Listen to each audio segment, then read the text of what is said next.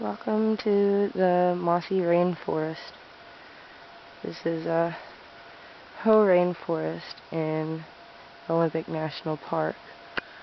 I want to show you some of the moss growing on the trees here. I don't know if I can get a good enough angle to show it, but it comes down off of the branch a good 6 inches there. And you can see it hanging off of everything. Everything is coated in such a thick layer of moss. It really is magical over here.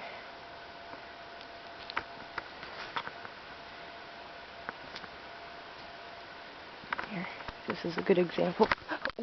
If I don't hurt myself. Look at these tree branches on this fallen tree.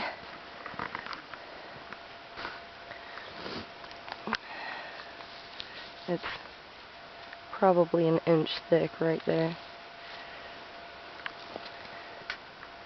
It's pretty amazing out here.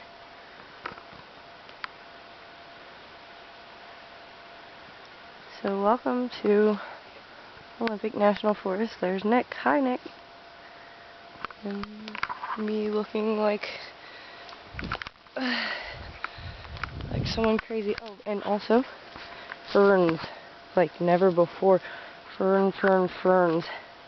Can't even count how many ferns there are. Ferns.